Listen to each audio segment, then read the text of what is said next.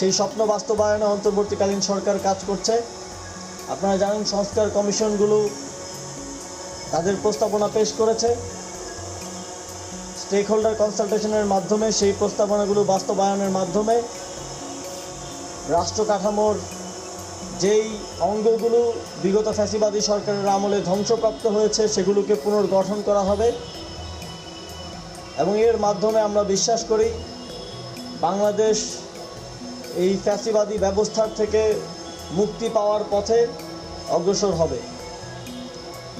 অন্তর্বর্তীকালীন সরকার সংস্কার এবং বিচারের এই এজেন্ডা বাস্তবায়নে এবং একটি সুষ্ঠু ডেমোক্রেটিক ট্রানজিশন ঘটানোর যেই দায়িত্ব নিয়েছে সেই দায়িত্বে দেশবাসীর সকলের থেকে আমরা সহযোগিতা প্রত্যাশা করি এবং বাংলাদেশের জনগণ একটি রক্তক্ষয়ী গণঅভ্যুত্থানের পরেও ধৈর্য সহকারে যেই প্রজ্ঞার পরিচয় দিয়েছে, কোনো প্রকার বড় ধরনের রক্তপাত হয়নি, দেশের জনগণের ল অ্যান্ড জাস্টিসের প্রতি যেই শ্রদ্ধা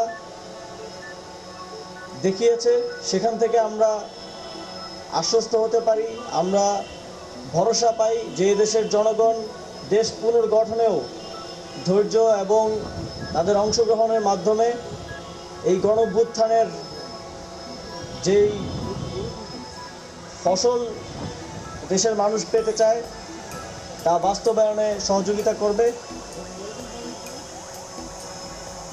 সর্বশেষ আজকের তারুণ্য উৎসব 2025 ঢাকা বিশ্ববিদ্যালয়ের যে আয়োজন সেই আয়োজনের শুভ উদ্বোধন ঘোষণা করছি